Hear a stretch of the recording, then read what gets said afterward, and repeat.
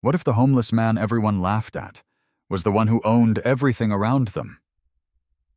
"Sir, you need to leave. This isn't a shelter."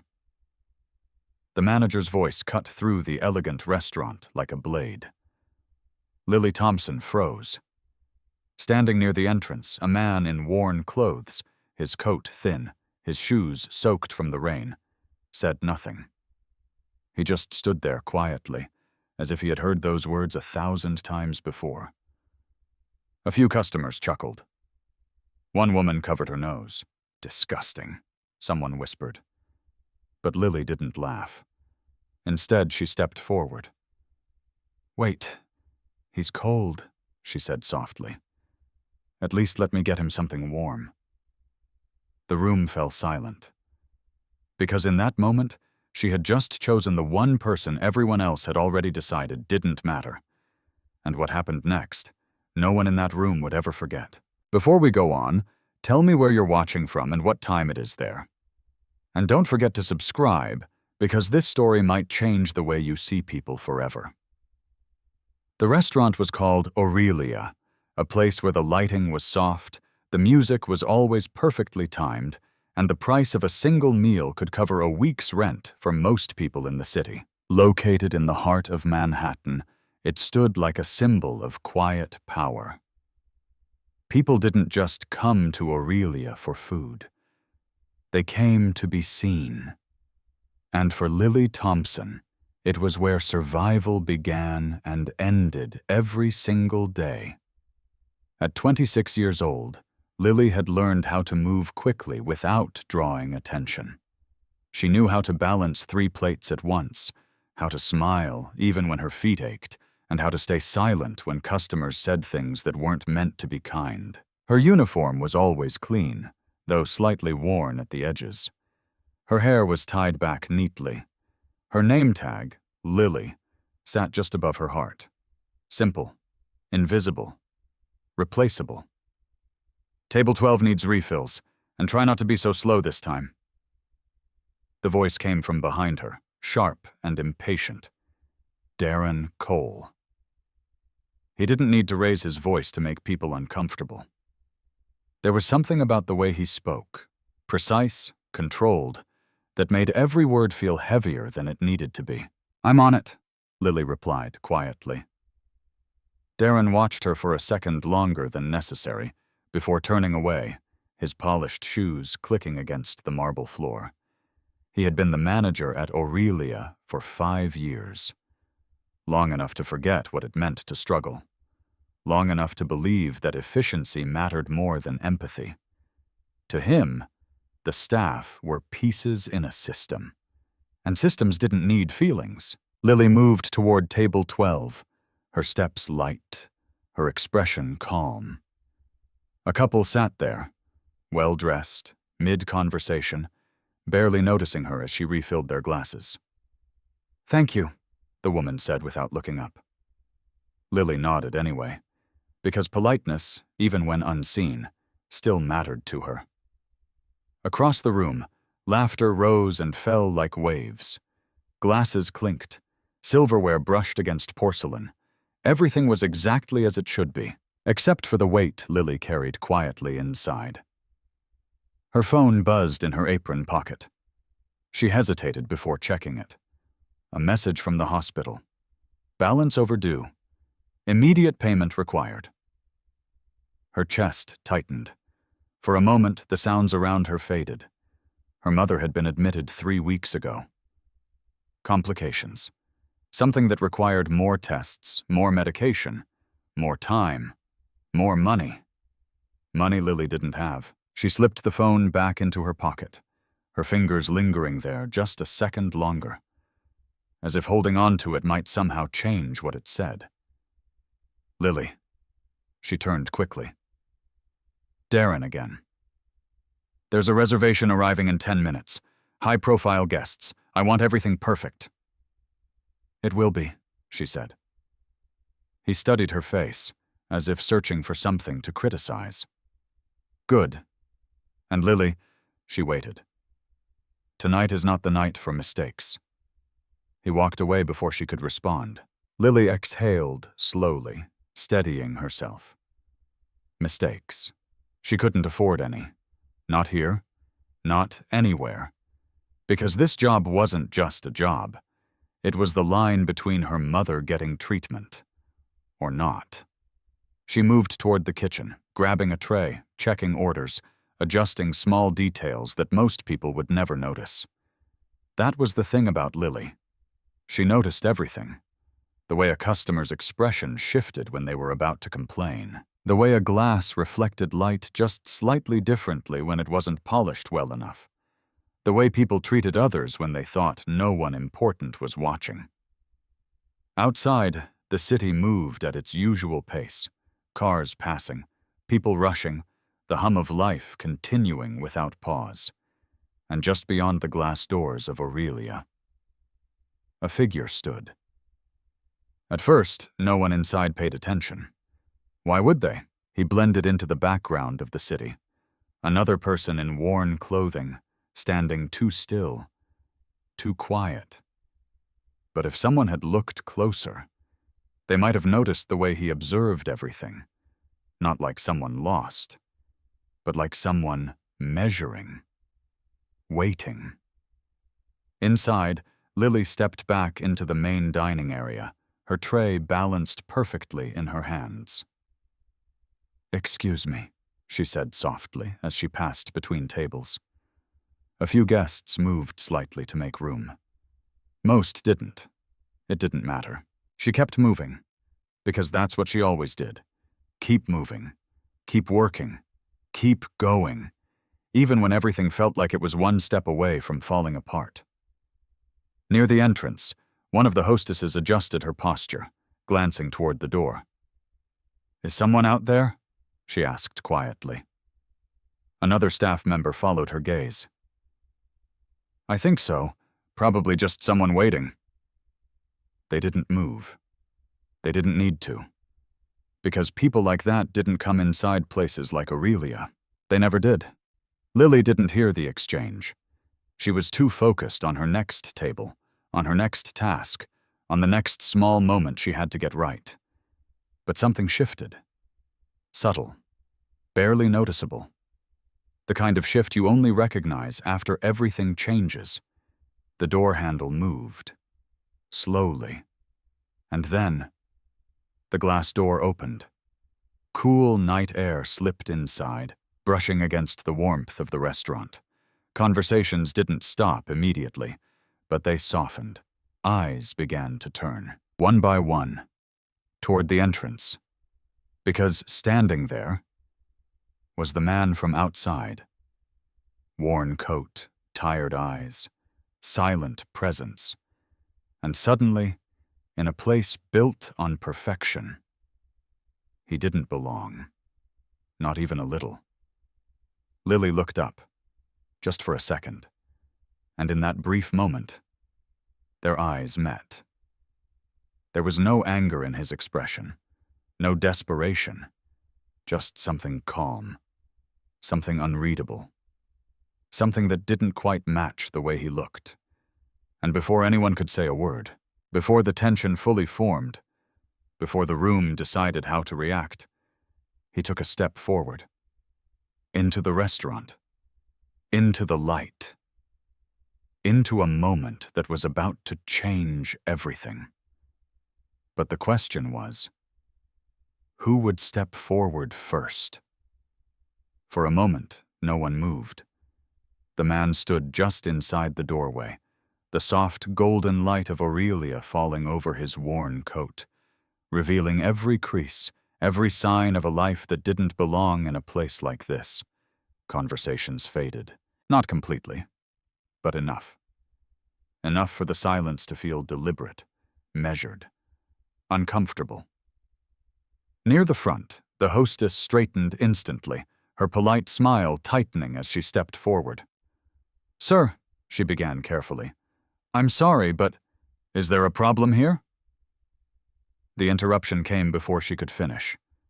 Darren Cole. He appeared from the side, his posture straight, his expression already set in quiet irritation.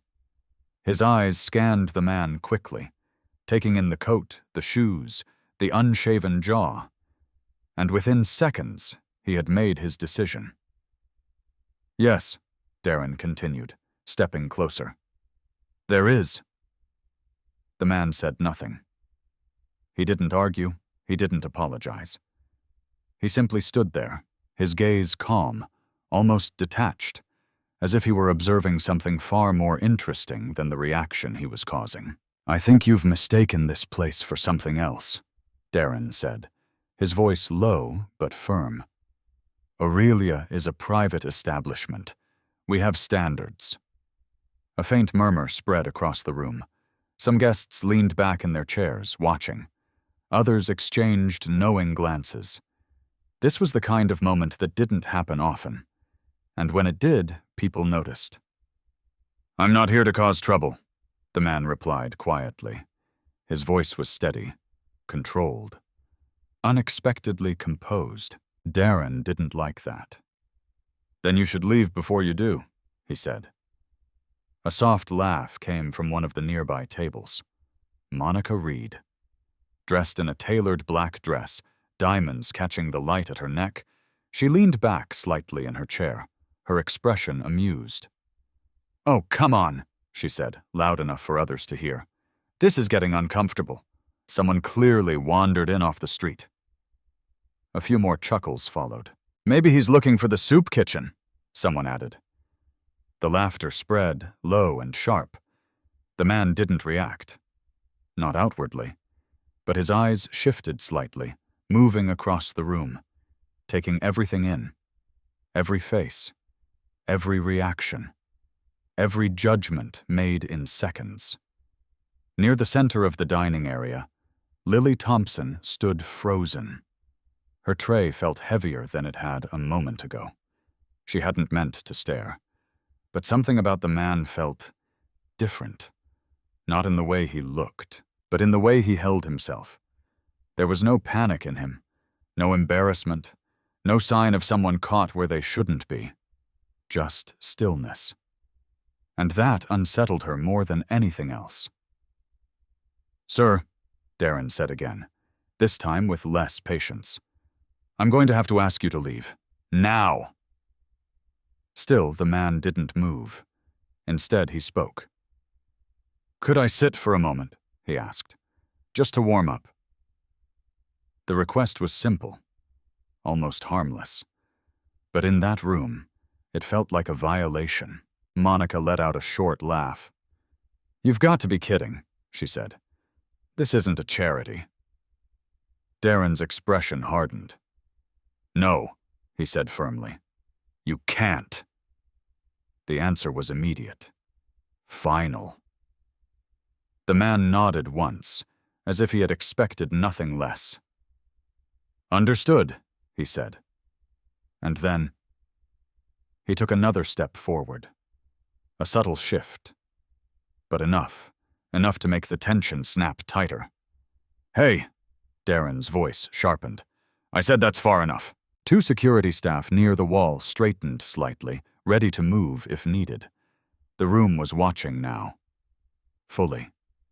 Completely. Waiting for what would happen next. And that was when Lily moved. She didn't think about it. Didn't plan it. Her body reacted before her mind could catch up. "Wait." The word left her lips quietly. But in the silence, it carried. Heads turned. Darren's gaze snapped toward her instantly. "What are you doing?" he asked, his tone warning. Lily swallowed, stepping forward slowly. I can take care of him," she said. "Just for a minute." Darren stared at her, as if she had just said something completely unreasonable. "This isn't your responsibility," he replied. "I know," she said softly, "but he's cold." A few guests exchanged glances. Someone shook their head. "This is ridiculous," Monica muttered. Lily ignored her. She looked at the man instead. Up close, he seemed older than she had first thought, not because of his face, but because of his eyes.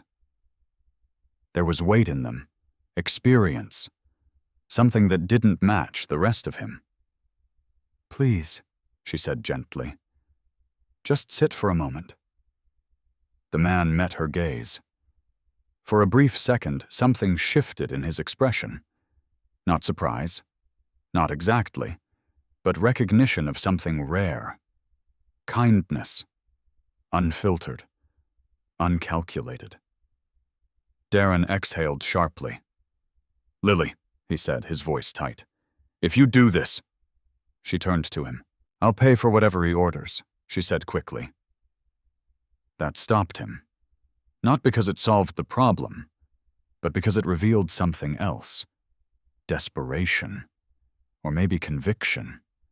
Either way, it wasn't something Darren respected. "You don't have that kind of money," he said flatly. Lily didn't respond. She didn't need to, because they both knew he was right. But she also knew something else, that leaving him out there wasn't an option. The silence stretched. Then Darren stepped back slightly, his expression cold. "Fine," he said, "but this is on you." A few quiet laughs followed, the kind that carried judgment without needing words. Lily ignored them. She turned back to the man. "There's a seat over there," she said, gesturing toward a small table near the edge of the room. Not the center. Not where the important guests sat, but somewhere warm, somewhere inside. The man nodded once. "Thank you," he said, and as he walked past her, his movements calm, deliberate. No one noticed the way his eyes flicked briefly toward the ceiling, toward the small black dome tucked into the corner. A camera, watching everything, recording everything. Exactly as intended. Lily led him to the table, setting down her tray carefully before pulling out a chair. "Please," she said.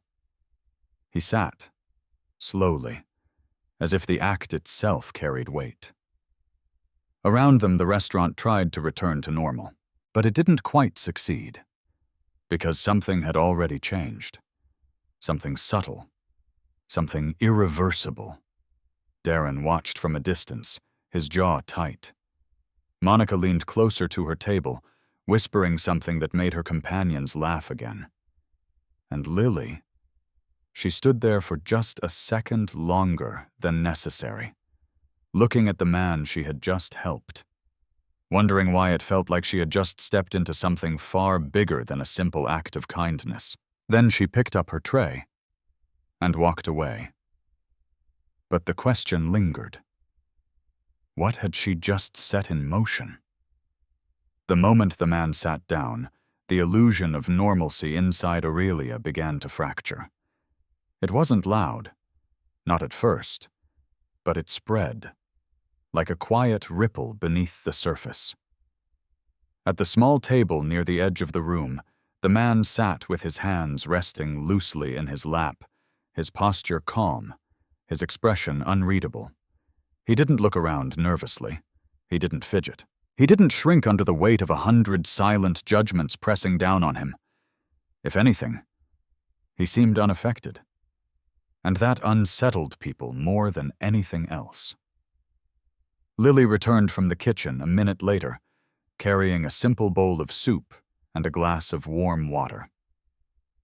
Nothing fancy. Nothing that matched the rest of the room. But it was enough. She placed the tray gently in front of him. "Be careful," she said softly. "It's hot." The man nodded. "Thank you."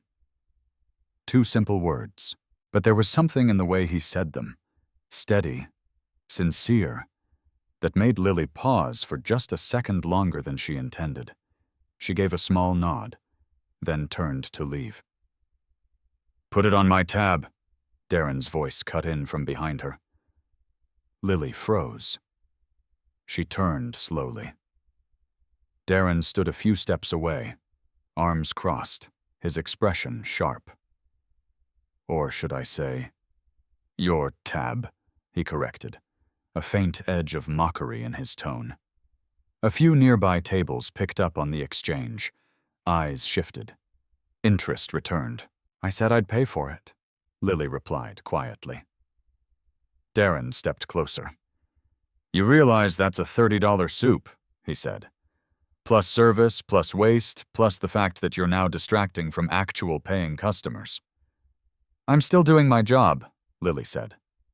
Barely. A few low laughs followed. Lily didn't look at them. She kept her eyes on Darren. Because if she let herself react to everything else, she wouldn't be able to stand there. Add it to my paycheck, she said. Darren's lips pressed into a thin line. You don't have enough in your paycheck, he replied flatly. That hit harder than she expected. Not because it was new, but because it was true. Still, she didn't back down. I'll figure it out. For a brief moment, Darren studied her, as if trying to understand why she was making this harder than it needed to be. Then he shook his head.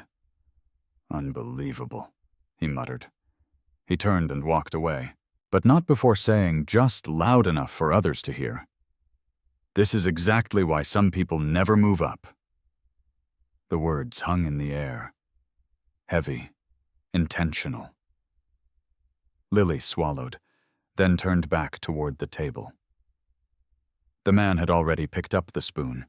He took a slow sip of the soup, as if savoring it, not just the taste, but the moment itself. You didn't have to do that, he said.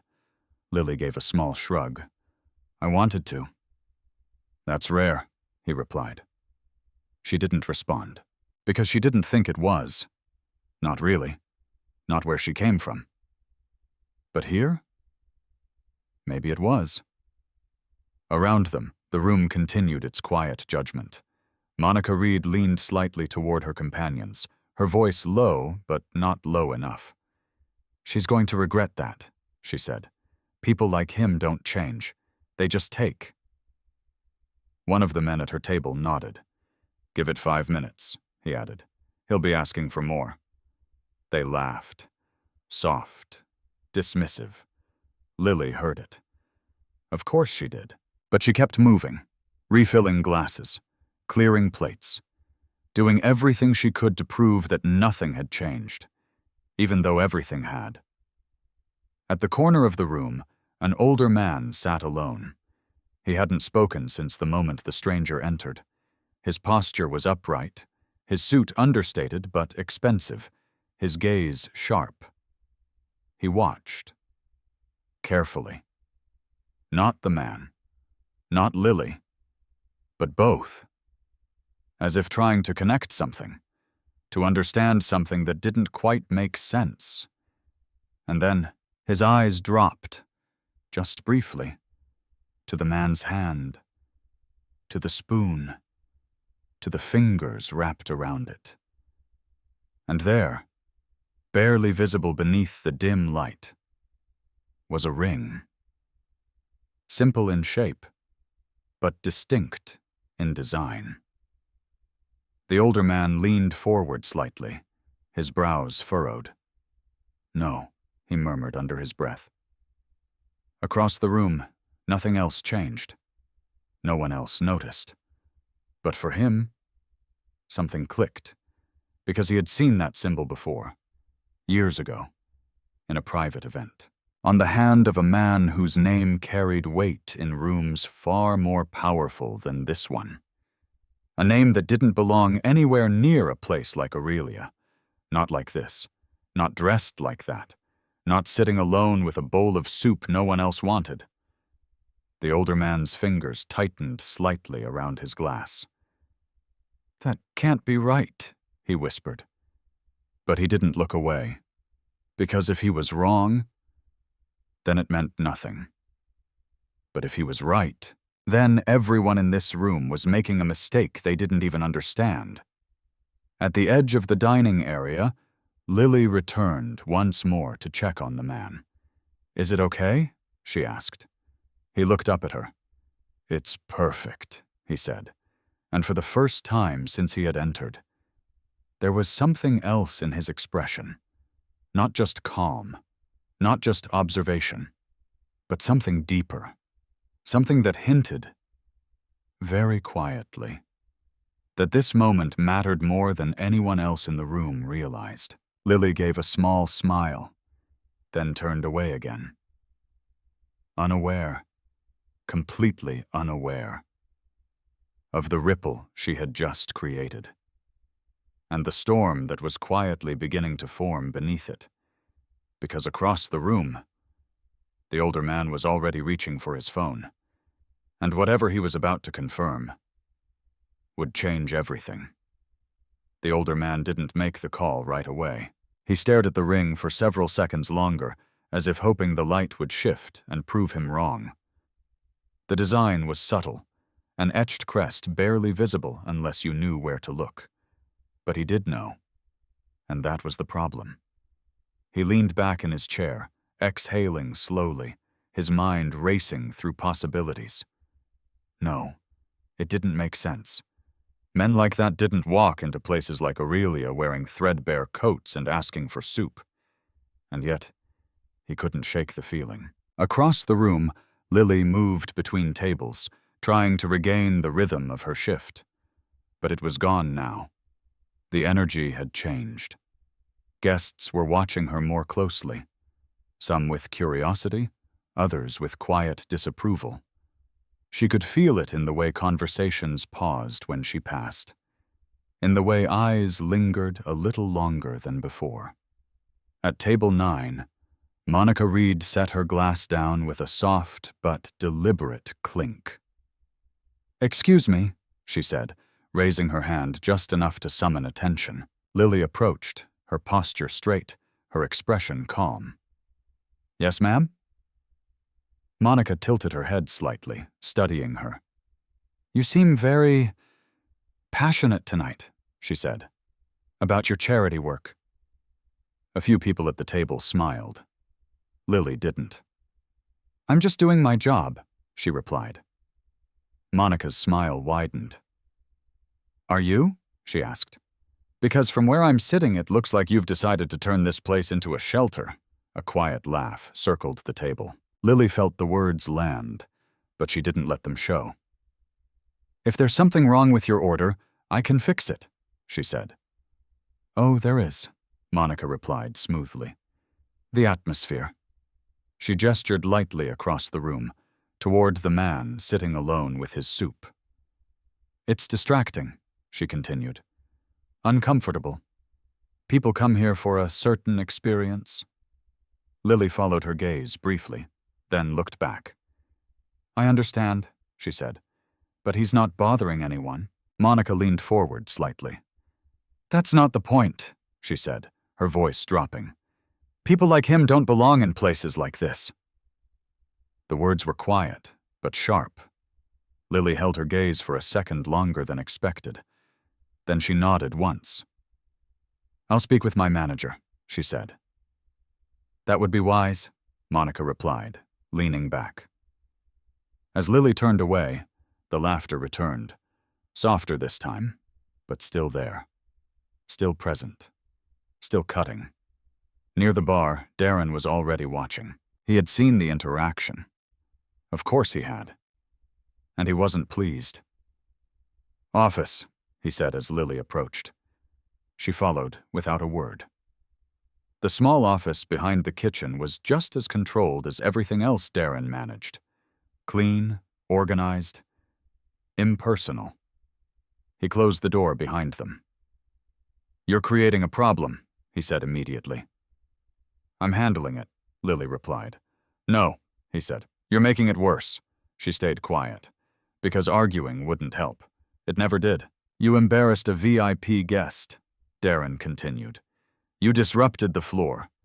And now I have people questioning whether we enforce our own standards." "I gave someone food," Lily said.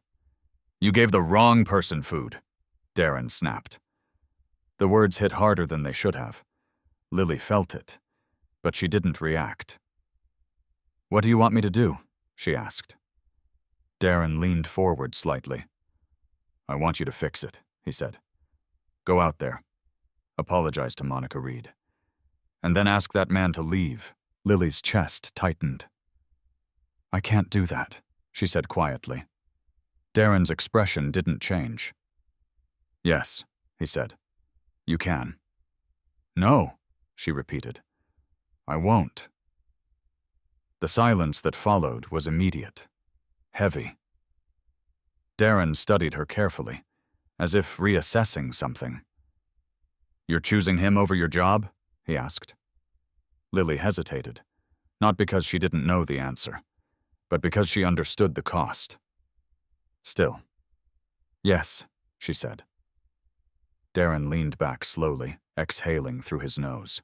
"Unbelievable," he muttered. He stood, straightening his jacket. "Then let me make this very clear," he said. "If he's still in that chair in 5 minutes, I'm calling security." Lily didn't move. "And if you interfere again," he added, "you're done here." He walked past her, opening the door. 5 minutes, he repeated. Then he was gone. Lily stood there alone for a moment, listening to the muted sounds of the restaurant beyond the door, trying to steady her breathing. 5 minutes. That was all it took, for everything to fall apart. She closed her eyes briefly, then opened them again, and walked back out. The moment she stepped onto the floor, she could feel the shift. People were waiting, watching, expecting something. Near the edge of the room, the man sat exactly where she had left him. Calm, unbothered, as if time moved differently for him. Lily approached slowly. "They're going to ask you to leave," she said softly. "I know," he replied. She hesitated. "I'm sorry," she added. "For what?" he asked. "For this," she said, gesturing faintly around them. He followed her gaze, the stares, the whispers, the quiet judgment. Then he looked back at her. "You didn't create this," he said. Lily didn't respond, because it didn't feel that simple. At the center of the room, Darren reappeared, this time with 2 security staff walking just behind him. The signal was clear. Time was up. A hush began to spread again. Slower this time, more deliberate. Because everyone knew what was about to happen.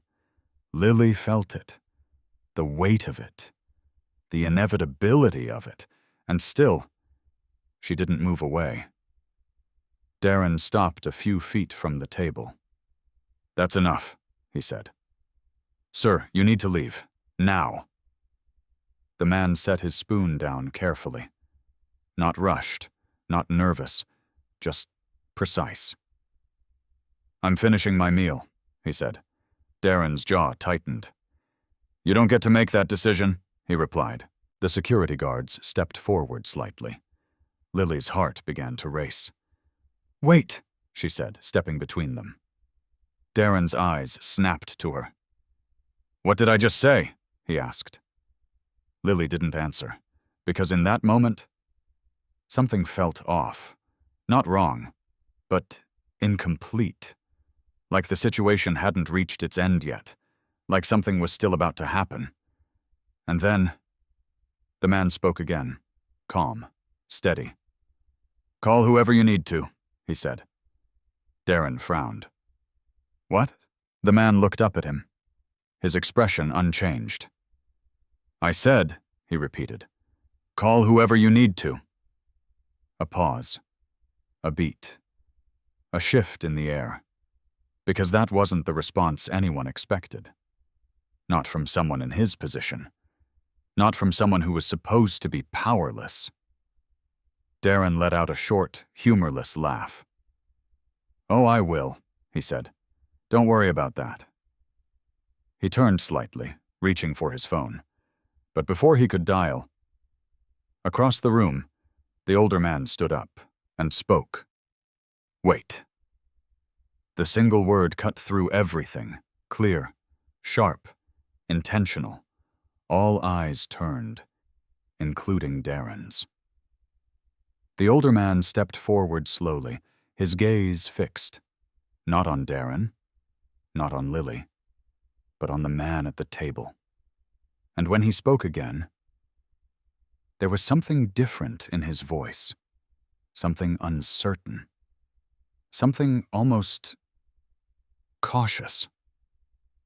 "Sir," he said, "what exactly is your name?" The room held its breath, because suddenly, this wasn't just about a homeless man anymore. The question lingered in the air like a fragile thread, one that, if pulled, could unravel everything. "Sir, what exactly is your name?" Every sound inside Aurelia seemed to fade. Glasses paused mid-air. Forks hovered above plates. Even the low hum of conversation dissolved into silence. The older man stood still, his eyes fixed on the stranger seated at the small table. There was no arrogance in his posture now, no casual curiosity, only tension, only doubt, and something else, recognition. Darren's expression tightened. "Excuse me?" he said, his tone edged with irritation. "Is there a problem here, Mr. Halpern?" So that was his name. Mr. Halpern. A regular.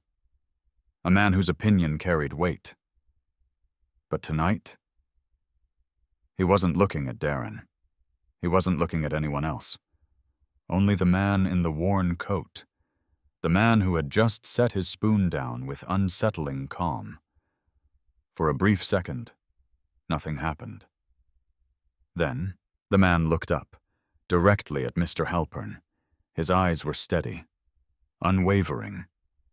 And when he spoke, his voice was quiet, but it carried. "Khalid," he said. Just one word. No explanation, no elaboration.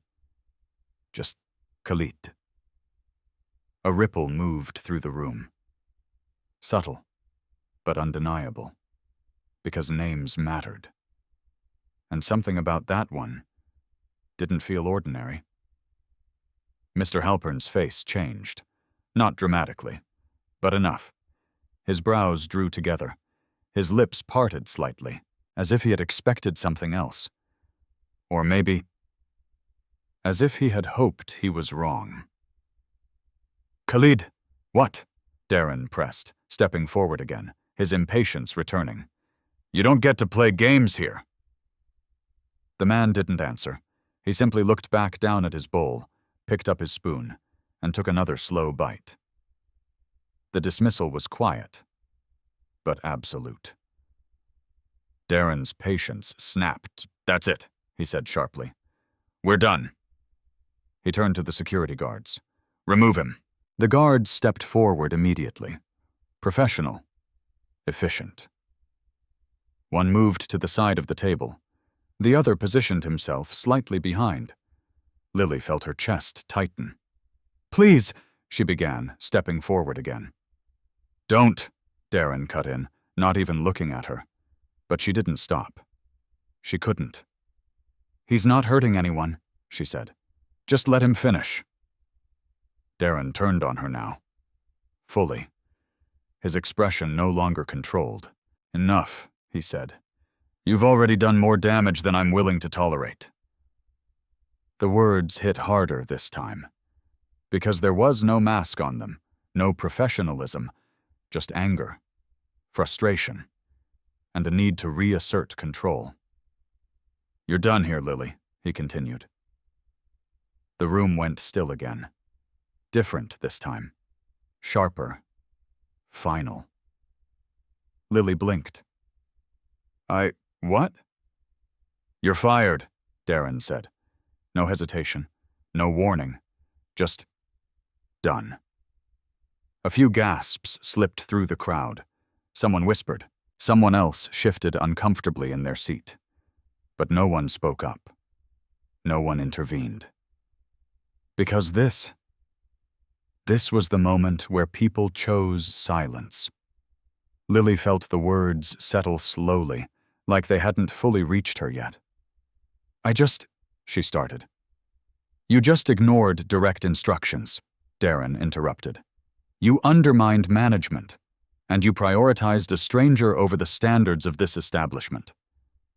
He stepped closer, his voice dropping. And now you're no longer part of it. Lily's hands trembled slightly. She curled them into fists to steady them. Around her, the room watched. Not with laughter this time, but with something else. Something quieter. Something that felt a little too close to discomfort. Ethan Brooks, near the bar, raised his phone slightly. Still recording. Still capturing everything. Because moments like this spread fast. Turn in your name tag before you leave, Darren added. Lily looked down at the small metal tag pinned to her uniform. Her name, her place, her identity in this room. Gone. Just like that. Slowly, she reached up, unpinned it, and held it in her hand for a second longer than necessary.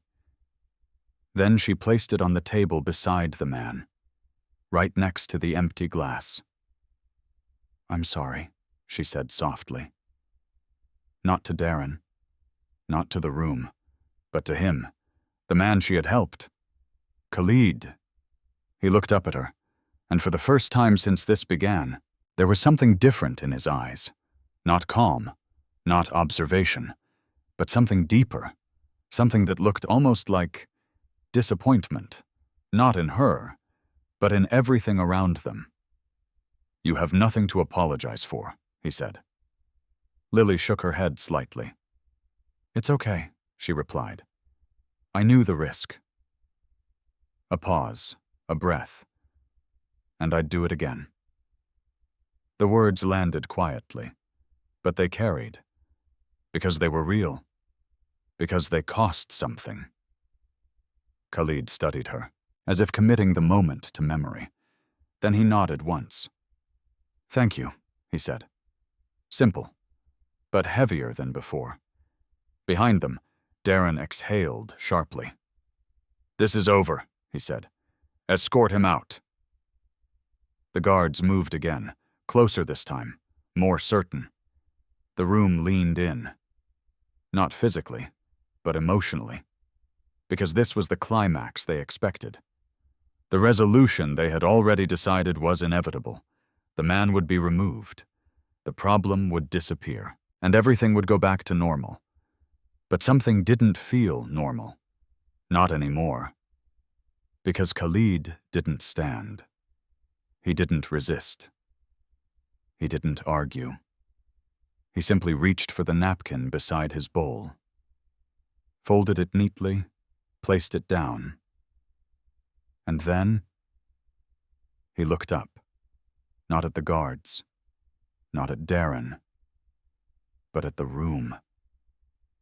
All of it. Every face, every expression, every person who had watched and chosen to laugh, chosen to stay silent, chosen to look away. His gaze moved slowly, deliberately. And when it stopped, it returned to Lily, standing there without her name tag, without her job, but still standing. Before I go, he said calmly, I think we should finish this properly. Darren frowned. What are you talking about? Khalid didn't answer immediately. Instead, he reached into the inside pocket of his worn coat. The movement was small, unremarkable. But in that moment, it drew every eye in the room. Because something about it felt wrong, out of place, unexpected. His hand disappeared briefly into the fabric, then emerged, holding something. Not money, not a card, but a phone, sleek, polished, out of place in hands that looked like his. Darren let out a short, disbelieving laugh. "You've got to be kidding me," he said. But Khalid didn't react. He simply looked at the screen for a second, then pressed a single button and lifted it to his ear. The room held its breath, because suddenly everything felt like it was about to change, but no one knew how, or why, or what would happen next. The phone didn't ring long. One tone, two. Then, a voice answered on the other end. "Mr. Al," Khalid spoke before the man could finish. "I'm at Aurelia," he said calmly. "Yes, now." A pause, a shift. Even through the silence, something changed. Not in the room, but in the air. Because the tone on the other end of that call was not casual. It was immediate, alert. "Yes, sir," the voice replied quickly. "We're on our way." Khalid ended the call without another word. No explanation. No performance. Just done. He lowered the phone and placed it gently on the table beside the empty bowl. The polished surface reflected the warm light of the restaurant, standing in sharp contrast to everything else about him. Darren stared at it for a second, then scoffed. "Nice prop," he said. "Doesn't change anything." A few guests laughed again, but this time it didn't sound as confident, because something about the exchange hadn't felt like a bluff. It had felt controlled, intentional. Lily stood a few steps away, her heart still racing from everything that had just happened. The weight of losing her job hadn't even fully settled yet. But something else was pulling her attention. Something about the man. The way he spoke, the way he carried himself. It didn't match. None of it matched. "You should go," she said softly to him, "before this gets worse." Khalid looked up at her.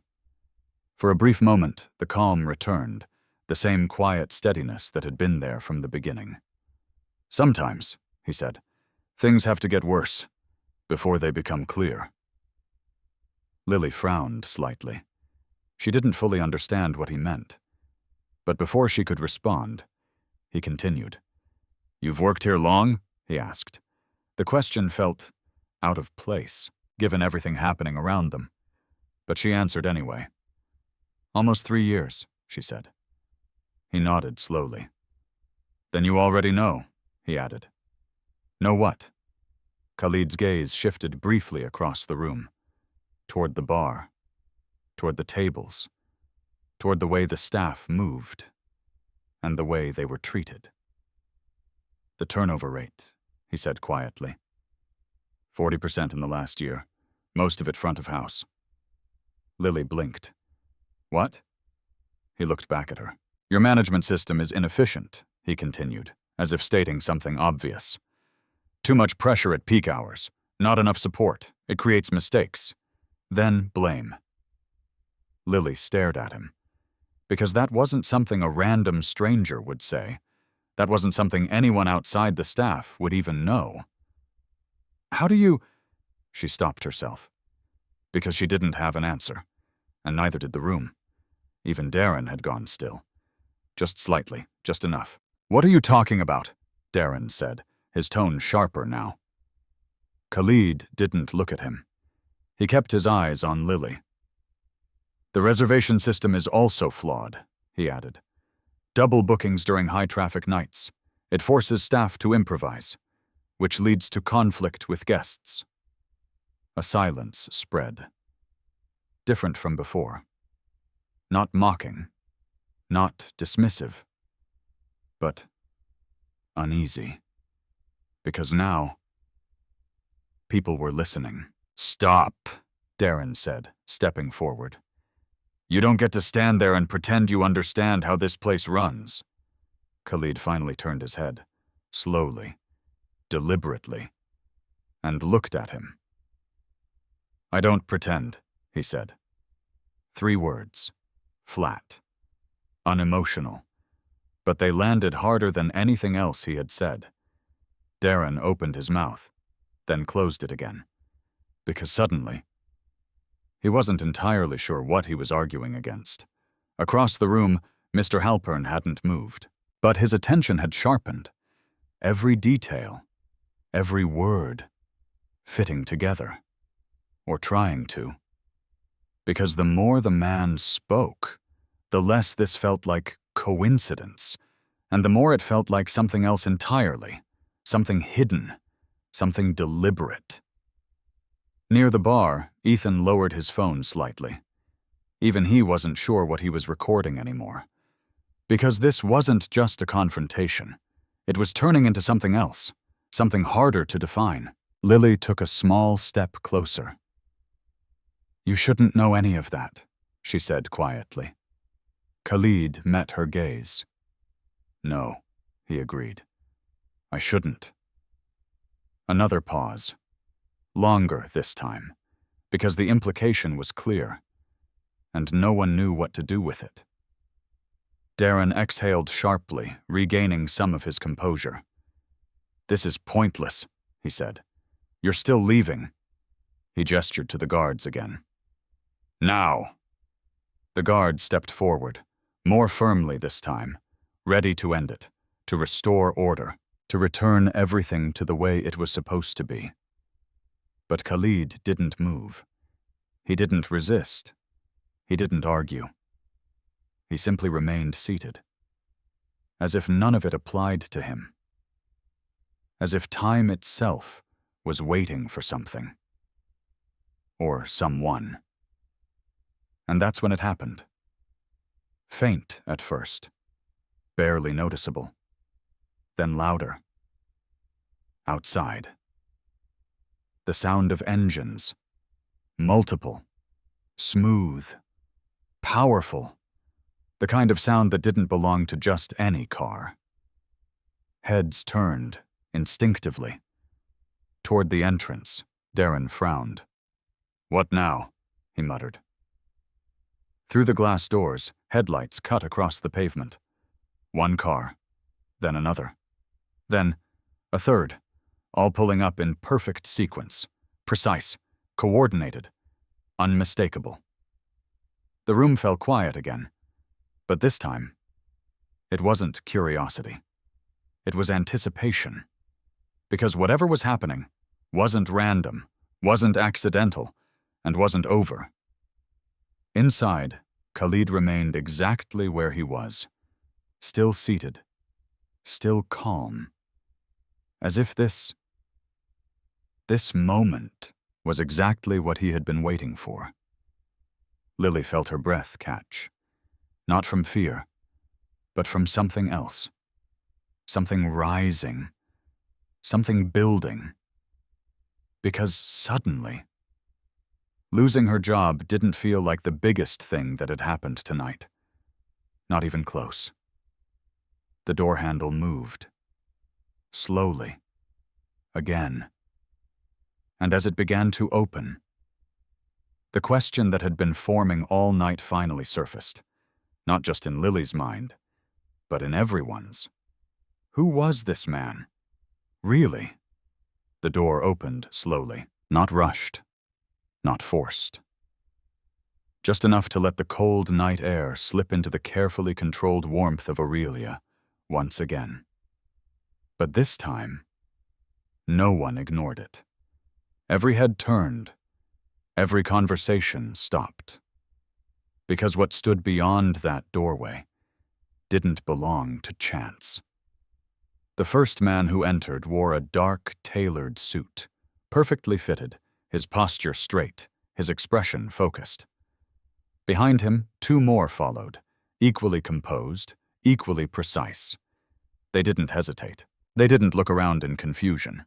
They walked in like they already knew exactly where they were going. The shift in the room was immediate, palpable, because people recognized power, even when they didn't understand it. Darren stepped forward, instinctively adjusting his jacket. "Good evening," he began, his tone already shifting, smoothing out. Welcome to Aurelia. The man in front didn't stop, didn't acknowledge him, didn't even glance in his direction. Instead, he walked past, straight into the dining area, straight toward the small table at the edge of the room, where Khalid sat, still, waiting. The guards near Darren exchanged a brief look, uncertain. Because this wasn't part of the plan. Lily felt her pulse quicken. Her eyes followed the movement, the precision, the intention, and something deep inside her, something she couldn't name, told her this wasn't random, not even close. The man in the suit stopped just a few feet from Khalid. Then, without hesitation, he lowered his head slightly. "Sir?" One word, soft, respectful, but it landed like a thunderclap, because in a room where everyone had laughed, where everyone had dismissed, where everyone had decided, that single word changed everything. Darren blinked. "What?" he started, then stopped, because suddenly, he wasn't in control anymore. The man continued. "We've secured the perimeter," he said quietly. "The vehicle is ready, and the legal team has been notified." No one spoke. No one moved. Because now, they were listening. Really listening. Khalid looked up, calm, unhurried, as if this had always been inevitable. "Thank you, Amir," he said. Amir. A name. Another piece. Another shift. Monica Reed leaned forward in her seat, her earlier confidence gone. "What is this?" she whispered. But no one answered. Because no one knew, not yet. Darren stepped closer, his voice tighter now. "Excuse me," he said, forcing authority back into his tone. "This is a private establishment. If you're not dining here, I'll have to ask you to—" The second man in the group turned his head slightly. Just enough. Just long enough. And the look he gave Darren was enough to stop him mid-sentence, not aggressive, not loud, but final, like a door closing. "You'll want to be careful with your next words," the man said quietly. Darren froze, because suddenly, he wasn't sure who he was talking to anymore. Behind them, more movement at the entrance. Another figure stepped inside, older, distinguished, followed by someone carrying a leather folder, the kind used for contracts, for decisions, for consequences. Mr. Halpern's breath caught, because now, he knew, or at least, he was beginning to. His earlier doubt faded, replaced by something far more serious. Because the pieces, the ring, the voice, the calm, they all pointed to one thing, one possibility, and if he was right, then this wasn't just a mistake. It was a disaster. At the table, Khalid placed his hands together, resting them lightly in front of him. He didn't stand. He didn't rush. He didn't need to. Because now, the room was waiting on him. Not the other way around.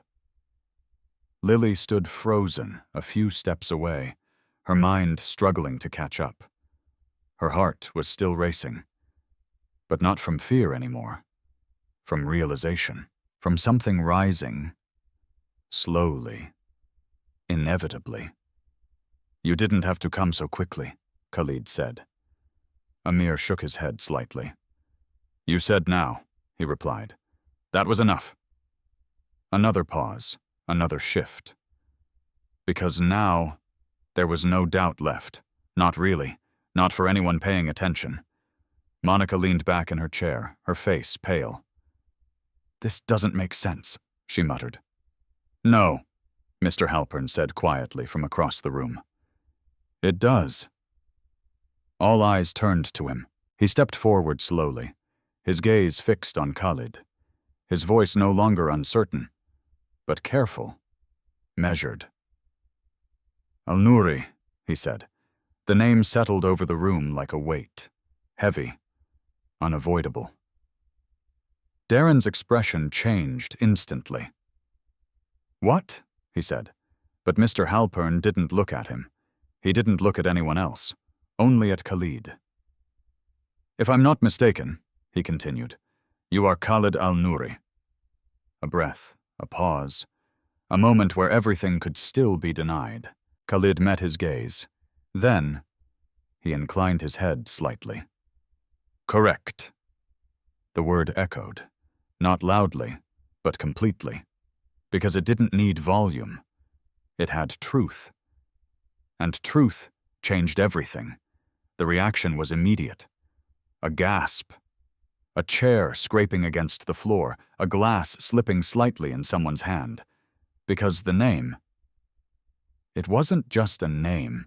It was a presence, a reputation, a power that extended far beyond the walls of Aurelia. Darren stepped back without realizing it. That's not possible, he said under his breath. But it was. And everyone knew it. Lily's chest tightened. Her mind replayed every moment, every word, every choice she had made tonight.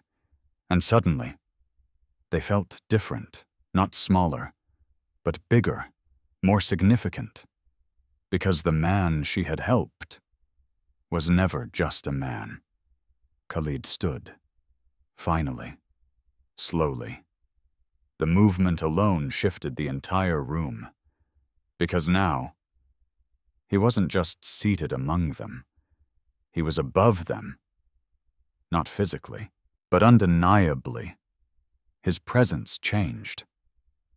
Or maybe it had always been there, and they were only just seeing it now. He looked around the room, at every face, at every expression. And then he spoke. I believe, he said calmly, this is where things become clear. And for the first time that night, no one laughed. For a moment, no one dared to speak. The name still hung in the air. Al-Nouri. It wasn't just recognition. It was realization, the kind that arrives all at once, heavy, undeniable, impossible to ignore. Darren felt it first. Not fully, not clearly, but enough to make his chest tighten. That's not possible, he said again, this time louder, as if saying it would make it true. Khalid didn't respond. He didn't need to, because the room was already changing around him. Mr. Halpern took another step forward, his voice steadier now. You own Al-Nouri Global, he said. Hospitality, real estate, international holdings. A pause. And Aurelia is part of your portfolio. A silence followed. Then, Khalid nodded once. Yes. The word landed like a verdict. Final. Unquestionable. And just like that, everything shifted. The laughter from earlier? Gone. The mockery? Vanished. Replaced by something else entirely. Shock. Monica's hand trembled slightly as she reached for her glass. That can't be right, she whispered. He walked in off the street. But even as she said it, she knew. She had been wrong. Everyone had. Darren took a step back, his mind scrambling. You're saying you own this place? He asked. Khalid turned his gaze toward him. Calm. Unmoved. I do, he said. Darren's mouth opened, then closed. Because there was nothing left to argue. Nothing left to deny. The authority he had relied on just moments ago was gone. reversed. Completely. Near the entrance, Amir stepped forward slightly, his presence now more visible, more defined. "Sir," he said quietly, "would you like us to proceed?" Khalid considered the question for a moment, then shook his head. Not yet. 2 words, but they carried control. Because this wasn't over. Not even close. Across the room, Ethan Brooks lowered his phone slowly. He wasn't recording anymore. He was staring. Because this was no longer entertainment. This was consequence. Real, immediate, and unfolding in front of him. Lily stood frozen, her mind struggling to process everything she had just heard. Al-Nouri. The name echoed in her thoughts. She had seen it before, in headlines, in business articles, in conversations she had never thought she would be part of. And now, he was standing in front of her. The same man she had given soup to, the same man she had defended, the same man she had apologized to. After losing her job. Her breath caught, because suddenly, nothing about tonight felt ordinary. Not her choices, not his presence, not any of it. Khalid turned toward her, his expression softer now, less distant. "You were the only one who didn't hesitate," he said. Lily shook her head slightly. "I didn't know," she replied. "That's exactly the point," he said. A pause. A moment. Because those words, they meant something deeper, something beyond the situation itself. Darren stepped forward again, his voice no longer sharp, but strained. "Mr. Al-Nouri," he said, forcing the name out. "If there's been a misunderstanding—" Khalid raised his hand slightly, not aggressively, just enough. And Darren stopped. Immediately. Because even now, even without trying, Khalid controlled the room. "There's no misunderstanding," Khalid said calmly. His gaze moved across the space, taking in everything. The tables, the staff, the guests, the reactions. "I came here tonight to observe," he continued, "to see how this place operates when no one thinks they're being watched." A shift. Subtle, but powerful. Because now, everyone understood.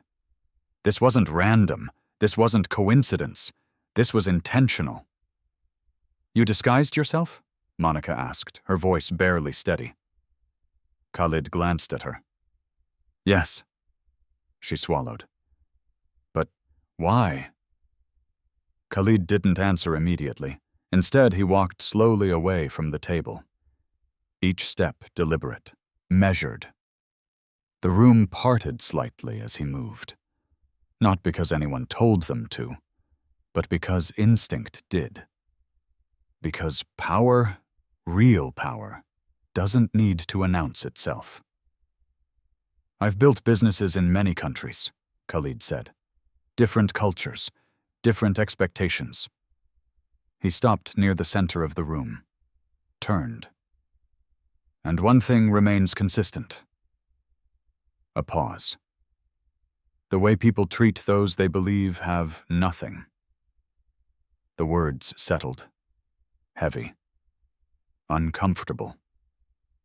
Because they were true, and everyone in that room knew it. Khalid's gaze returned to Darren. "You made your decision quickly," he said. Darren's throat tightened.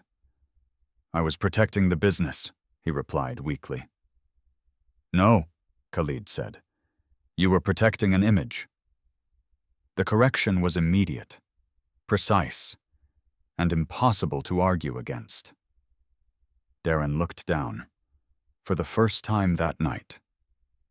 Not in frustration, not in anger, but in something else.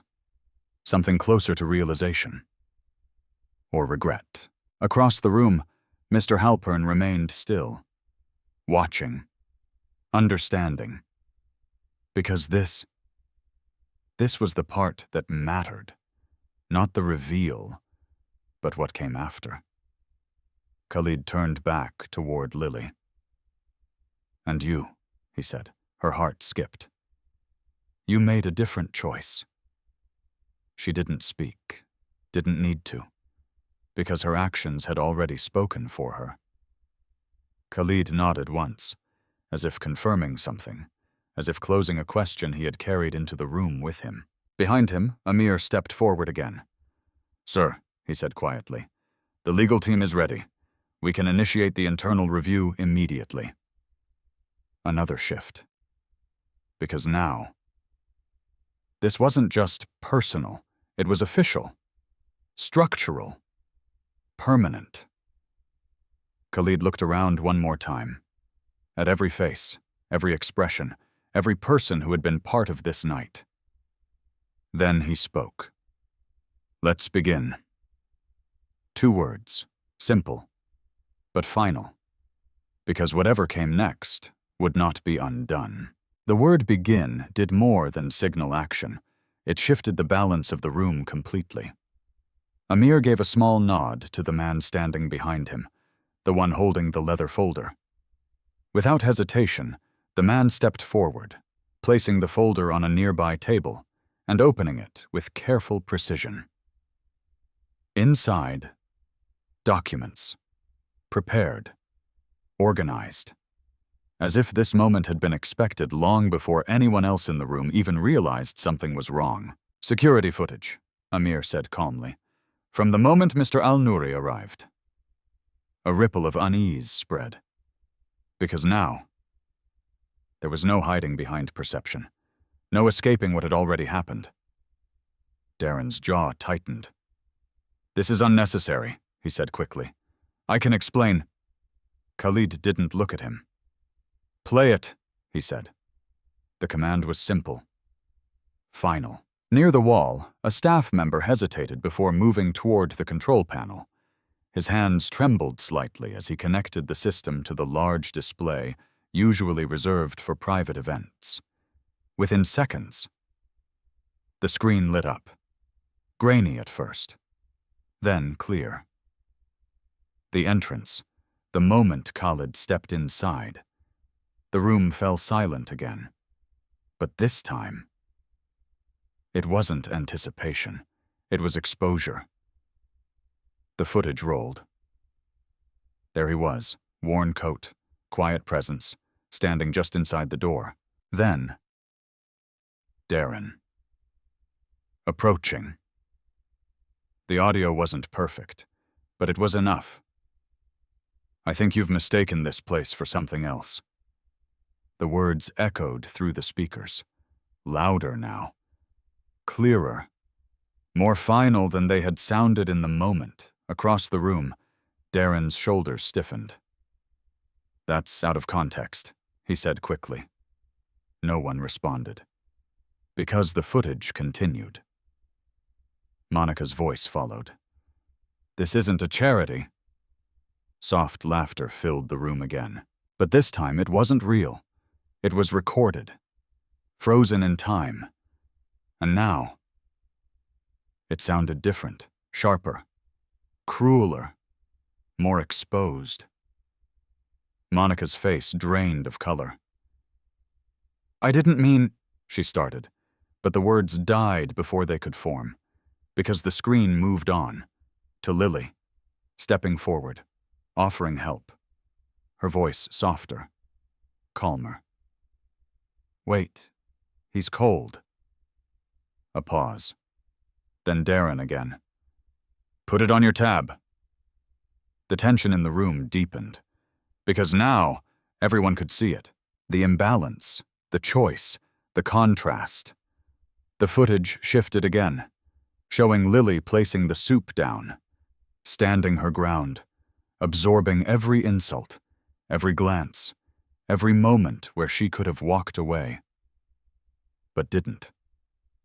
Khalid watched silently, his expression unreadable, but his eyes, focused, attentive, taking in every detail, every reaction, as if confirming what he had already suspected.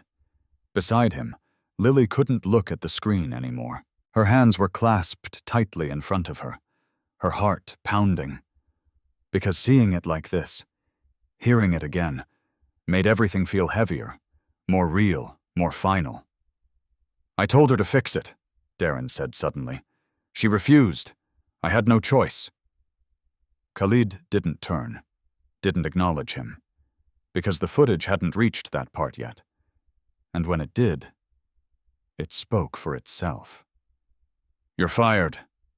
The words echoed again, louder this time, clear, unmistakable. A ripple moved through the room. Because hearing it once had been one thing. Hearing it again, like this, was something else entirely. It stripped away justification, left only truth. Lily closed her eyes briefly, not in shame, but in acceptance. Because that moment, that decision, had been hers, and she would make it again.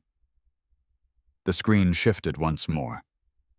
To Khalid sitting calmly, speaking, revealing small details, information no one else should have known. The tension built again. Even in replay. Even now. Because it had never been just about what happened. It had been about what it meant. The footage ended.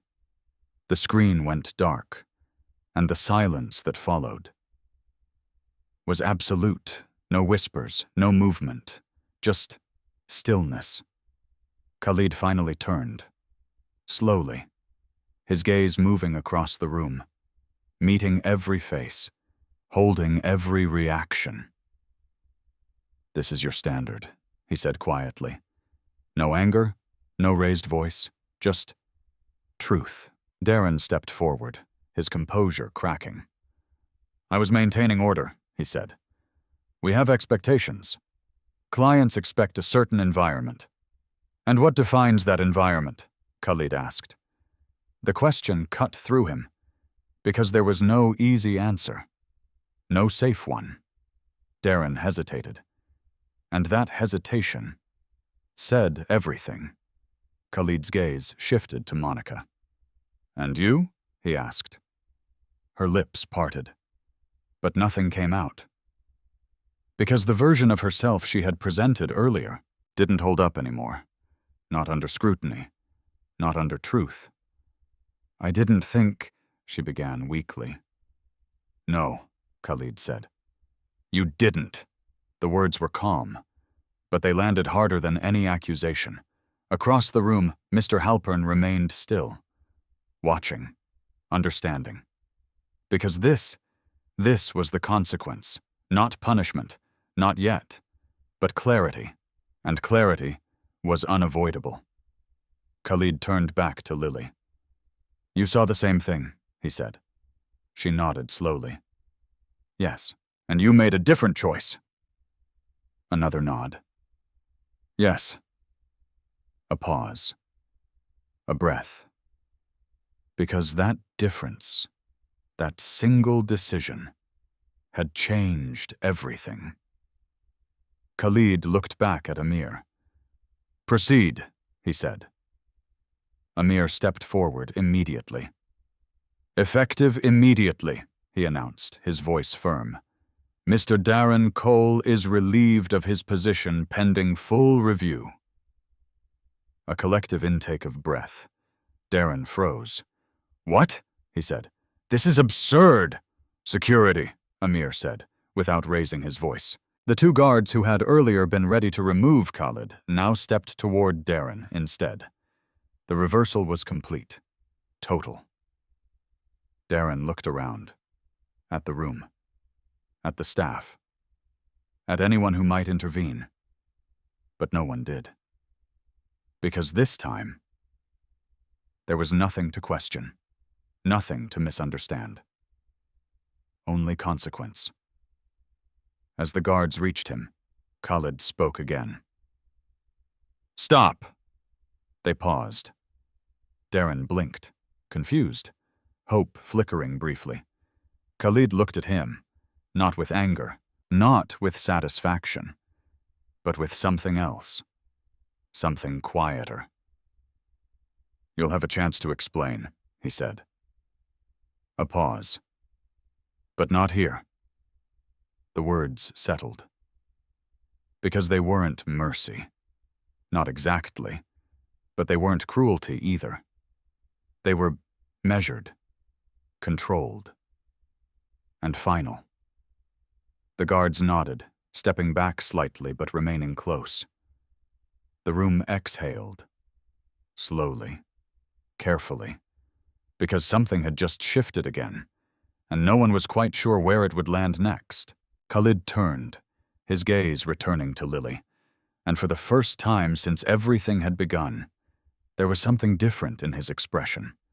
Not just recognition, not just approval, but decision. And whatever that decision was, it was about to change her life. The silence that followed wasn't empty. It was heavy, measured. The kind of silence that comes right before something important is said, something that will define everything that comes after. Khalid stood still for a moment, his gaze resting on Lily as if weighing not just what had happened, but what it meant. Around them, the room remained frozen in place. Darren stood near the center, no longer in control, no longer certain. Monica sat rigid at her table, her earlier confidence gone, replaced by something far less comfortable. And Lily, she felt exposed. Not in the way she had before, not from judgment, but from attention. Because now, everyone was looking at her, not as a waitress, not as someone invisible, but as someone who had mattered, who had made a difference. And she wasn't sure how to carry that. Khalid took a step toward her, slowly, not imposing, not overwhelming, but deliberate. "You said you would do it again," he said. Lily nodded slightly. "Yes." "Even knowing the cost?" She hesitated, just for a moment.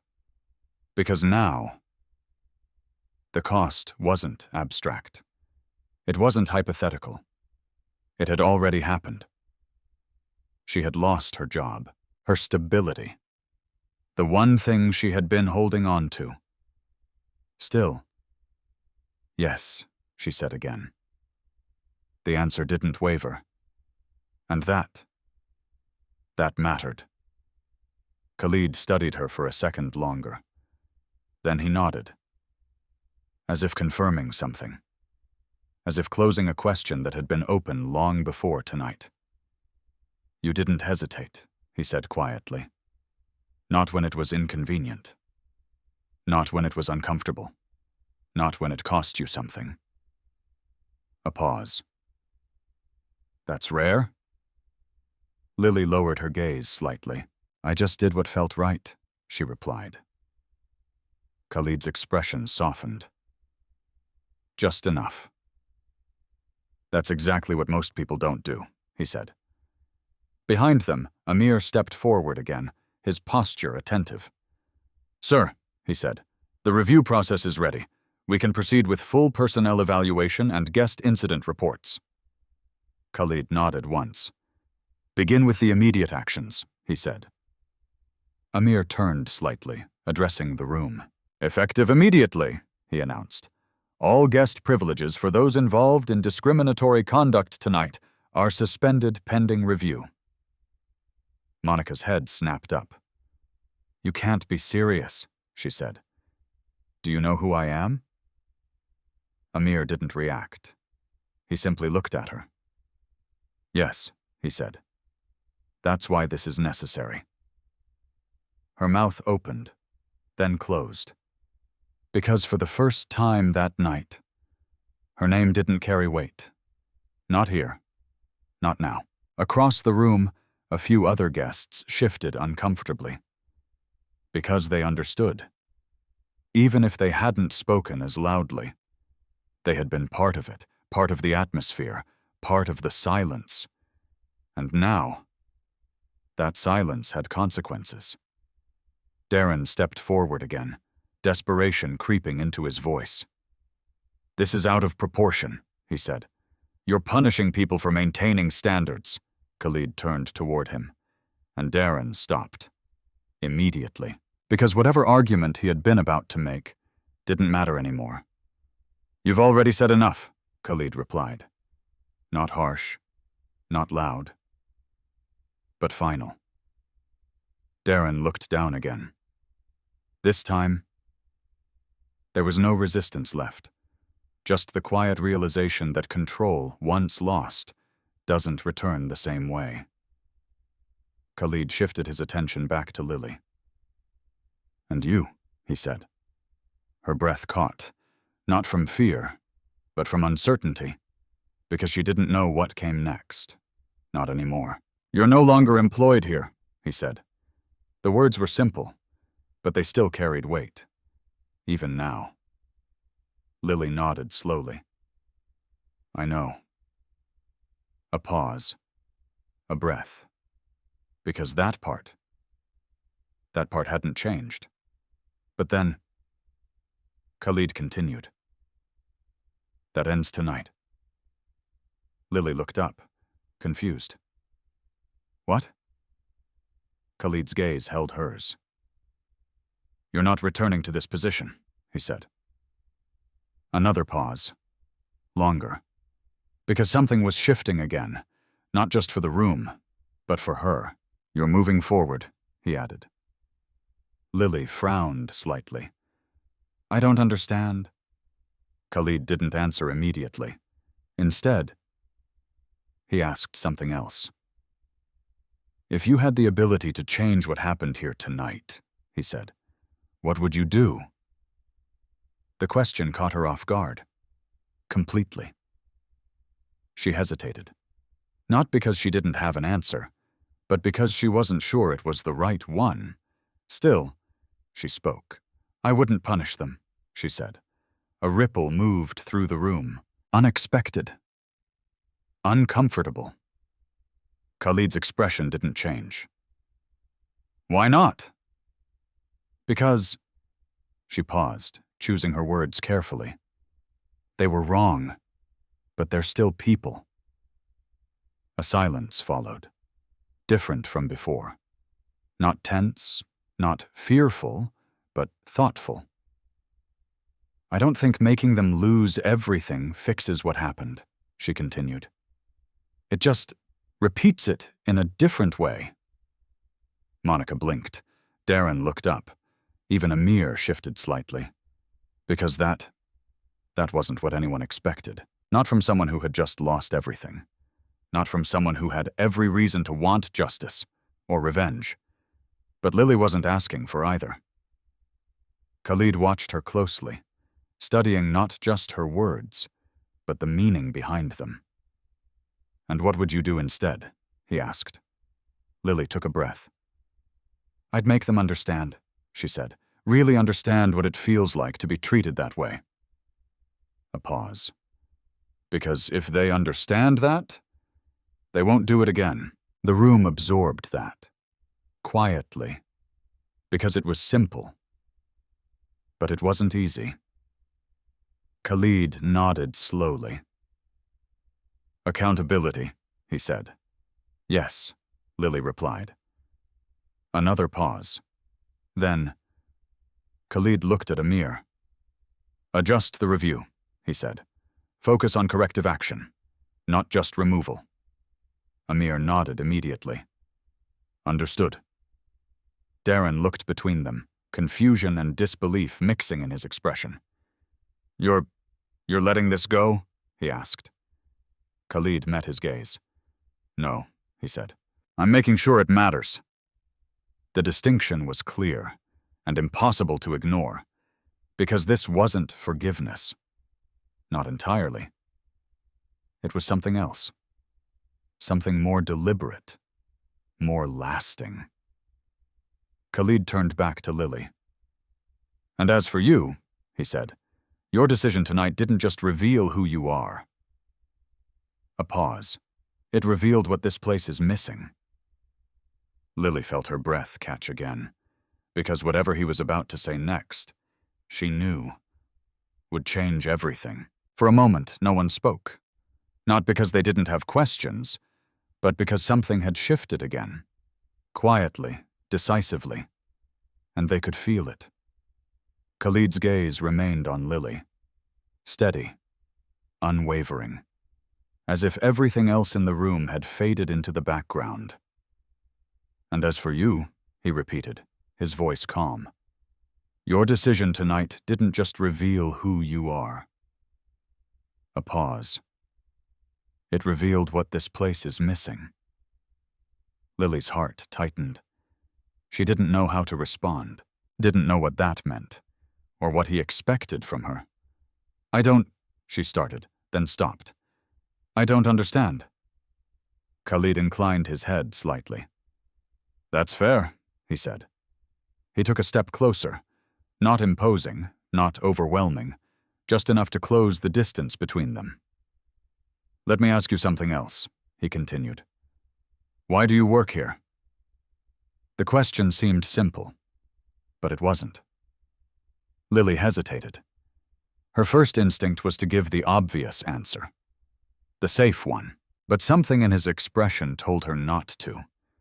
So she told the truth. Because I need to, she said. For your mother, he replied. Lily's breath caught. Her eyes widened. How do you... Khalid lifted a hand gently. You received a message earlier tonight, he said. From the hospital. Her chest tightened. The words hit harder than anything else had. Because that wasn't something anyone here should know. I didn't tell anyone, she whispered. No, Khalid said.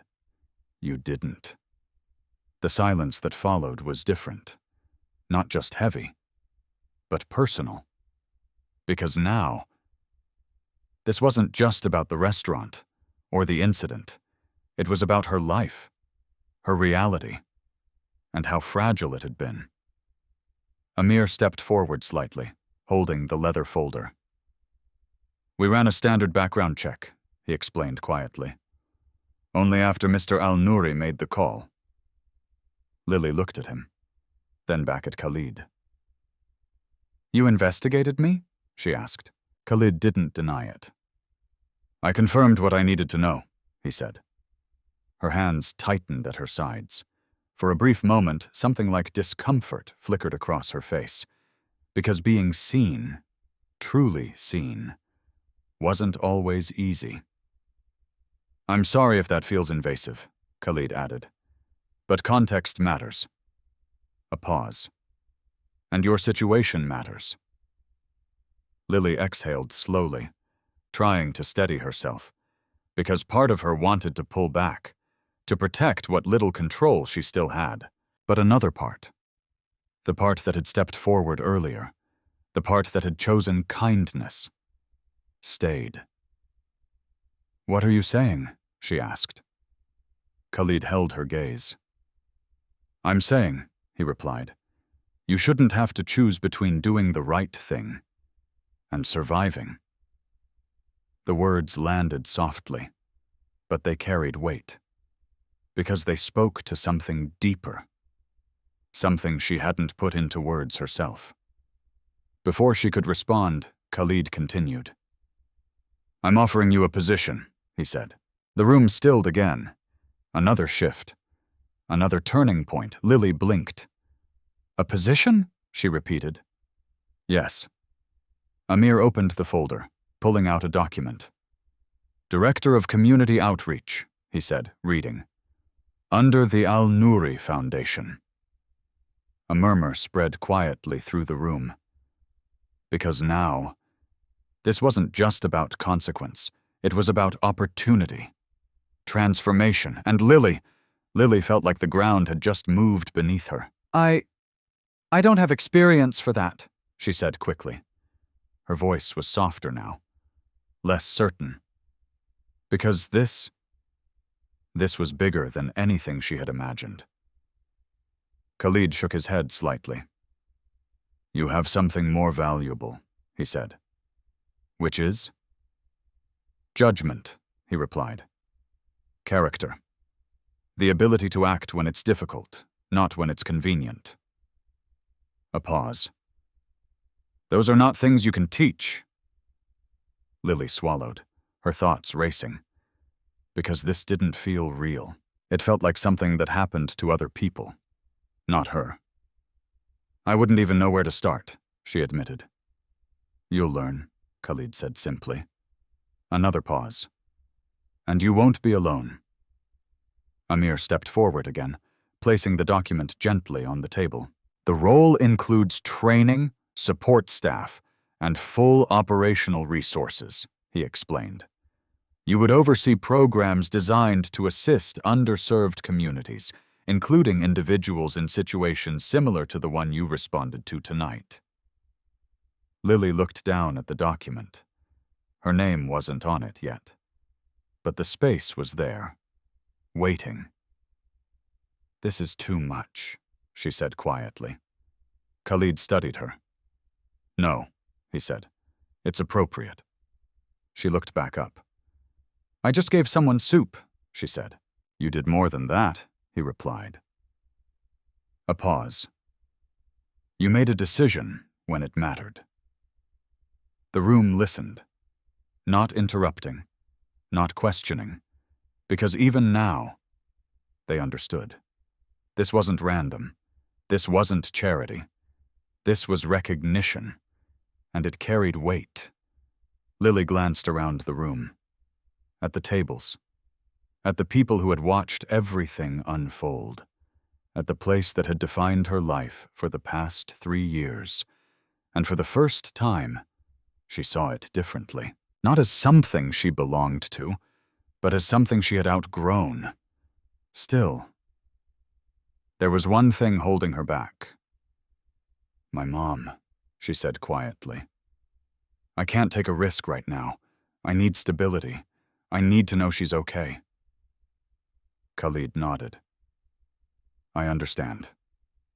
He turned slightly toward Amir. Handle it, he said.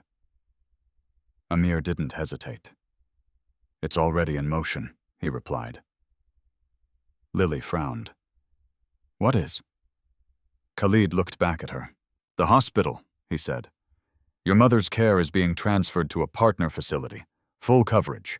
No outstanding balance. The words didn't register at first. Not completely. Because they were too big. Too sudden. What? She whispered. No debt, Khalid clarified. No interruption in treatment. Lily felt her knees weaken slightly. Not from fear, but from something else. Relief. Overwhelming. Unexpected. Her eyes filled before she could stop it.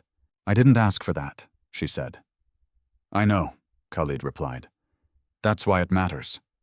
A tear slipped down her cheek. She wiped it away quickly, trying to regain control, because this wasn't just a moment. It was a turning point, and she could feel it. Deeply. Finally. She looked back at the document, at the empty line waiting for her name, then at Khalid. You really believe I can do this? She asked. He didn't hesitate. Yes. No explanation, no justification, just certainty. And for the first time that night, Lily felt something shift inside her.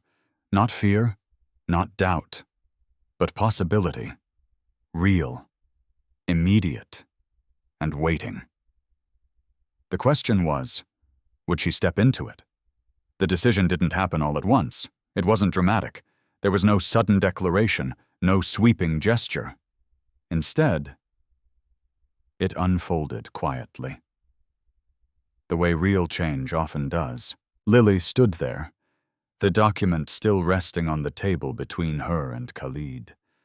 The weight of everything pressed against her chest. Not just the opportunity, but everything that had led to it.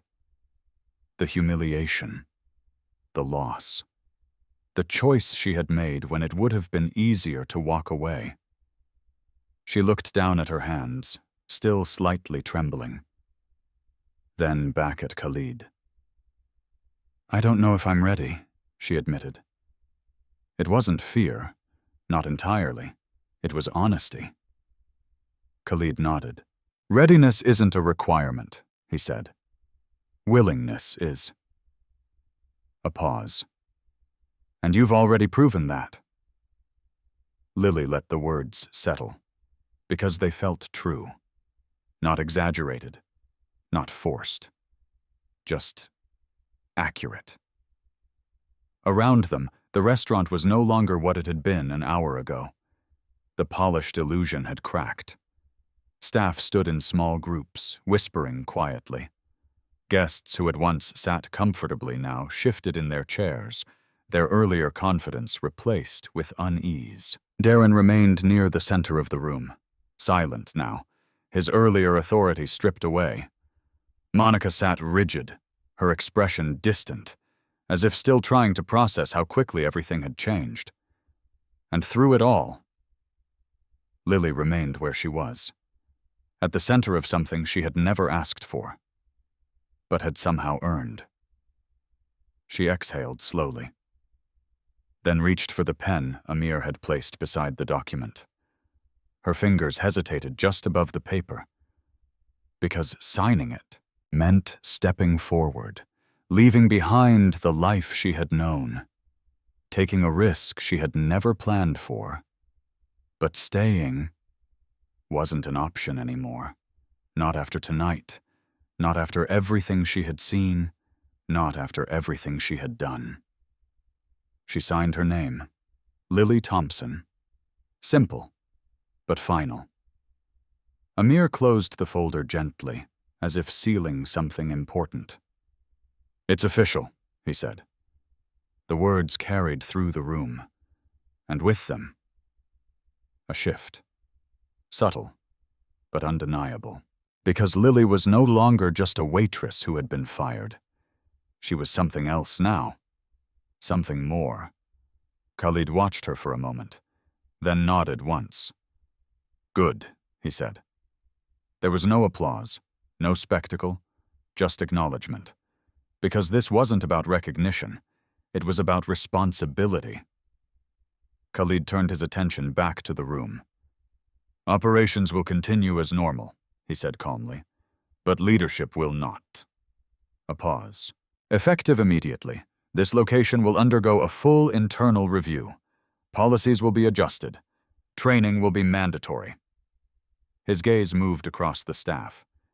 "Every employee will be evaluated, not just on performance, but on conduct." No one spoke, because they understood. This wasn't temporary. This wasn't a reaction. It was a correction. Across the room, Darren finally stepped forward again. Not with anger, not with authority, but with something closer to resignation. "I made decisions based on what I thought was expected," he said. His voice was quieter now, less certain. Khalid looked at him. "And now you understand the difference," he replied. Darren nodded slowly. "Yes." It wasn't forgiveness. Not yet. But it was something. Something that might matter later, if he chose to learn from it. Monica stood next. Not confidently, not like before. Her movements were slower, measured. "I shouldn't have said what I did," she admitted. Her voice lacked its earlier sharpness, because now there was no audience to impress, only truth to face. Lily looked at her, not with anger, not even with satisfaction, just understanding. Because she had already said what needed to be said, earlier, when she chose not to punish. Khalid didn't respond immediately. He simply nodded once, then looked toward Amir. "Ensure follow-up," he said. Amir inclined his head. "Of course." The room settled again. not into comfort, but into something quieter, more aware, more deliberate. Because nothing about this night would be forgotten. Not by the staff, not by the guests, not by anyone who had been there to witness it. Near the entrance, the doors opened briefly as a member of Khalid's team stepped outside to coordinate the next phase of the evening. The world beyond Aurelia continued as it always had, unaware, unchanged. But inside, everything was different. Lily stepped back slightly, giving herself space to breathe, to think, to understand what had just happened. Her life had shifted. Completely. In the span of a single night. And yet, it didn't feel unreal. It felt earned. Not because of what she had gained, but because of what she had chosen. Khalid approached her once more. "You'll begin tomorrow," he said. Lily nodded. "Okay." Another pause. "Thank you," she added. Khalid looked at her. "For what?" "For seeing something in me," she said. He considered that, then shook his head slightly. "I didn't create it," he replied. "I recognized it." The distinction mattered, because it meant this wasn't a gift. It was a reflection of who she had already been. Before anyone noticed, before anyone cared, before it mattered. Lily smiled faintly, not out of relief, but out of understanding. Because now, she saw it too. And as the room slowly began to move again, as people returned to their seats, their conversations quieter, more thoughtful, one thing remained clear. This night hadn't just changed Lily's life. It had changed something deeper, something harder to measure. The way people saw, the way people judged, the way people chose. And that would last far longer than anything else. But the question still remained. What would Lily do with the chance she had just been given? Morning arrived differently. Not because the city had changed. New York still moved the same way. Fast, loud, indifferent. But for Lily Thompson, everything felt unfamiliar. She stood across the street from Aurelia, her hands tucked lightly into the pockets of her coat, watching as people moved in and out of the restaurant that had defined her life for the past 3 years. Only now, it no longer belonged to her past. It was something else entirely, a starting point, a turning point. And today, it was the location of something much bigger. A press conference. The announcement had gone out overnight. No details, no explanation. Just a statement from Al-Nouri Global. That alone had been enough to draw attention. Now, a small crowd had gathered outside. Journalists, cameras, curious onlookers. Waiting, watching, trying to understand what had happened inside those walls the night before. Lily took a slow breath, then stepped forward. Inside, everything was different. The same tables, the same lighting, the same polished surfaces. But the energy had shifted. Staff moved with a different awareness, more careful, more deliberate, because now they knew they were being seen, not just by management, but by something deeper, something that mattered. Amir approached her as soon as she entered. "You're early," he said. "I didn't want to be late," Lily replied. He nodded. "Good." There was no small talk, no unnecessary words, because everything about this moment carried weight. "Mr. Al-Nouri is waiting," Amir added. Lily followed him through the restaurant, past the tables, past the spaces where everything had unfolded just hours ago. And for a moment, she paused, at the edge of the room, looking at the spot where Khalid had sat, where everything had begun. It felt smaller now. Less like a stage, more like a memory. Then she moved on. They reached a private room at the back. Amir opened the door. Khalid stood near the window, looking out at the street below. He turned as she entered. "You came," he said. Lily smiled faintly. "You said I start today." He nodded once. "Yes." A pause. "Are you ready?" The question wasn't simple. It wasn't about the job, or the title, or the responsibility. It was about everything. Everything that had changed. Everything that would. Lily thought about it, then answered honestly. "I don't know," she said. Khalid studied her, then nodded. "That's the right answer." A brief silence settled between them. Not uncomfortable, just real. "There's something I need to tell you," Khalid said. Lily looked at him. "What is it?" He didn't answer immediately. Instead, he walked toward the table, picking up a small object resting there. A photograph. He held it for a moment, then handed it to her. Lily took it carefully, looked down, and frowned slightly. It was old, faded at the edges, the colors slightly worn, but the image was clear, a small diner. Simple, modest, nothing like Aurelia. And in the center of the photo, a young man, sitting alone at a table, wearing clothes that didn't quite fit, looking tired, but not defeated. And beside him, a girl, maybe 10 years old, standing awkwardly, holding a plate, smiling, offering something. Lily's breath caught. Because something about that girl felt familiar, not in detail, not in memory, but in feeling. "Where is this?" she asked quietly. "Chicago," Khalid replied. "A long time ago." She looked up at him, then back at the photo, her heart beginning to beat faster. "Who is she?" Lily asked. Khalid didn't look away. "You." The word landed softly, but it changed everything. Lily froze. "That's not possible," she said. But even as she spoke, something shifted. A flicker. A memory.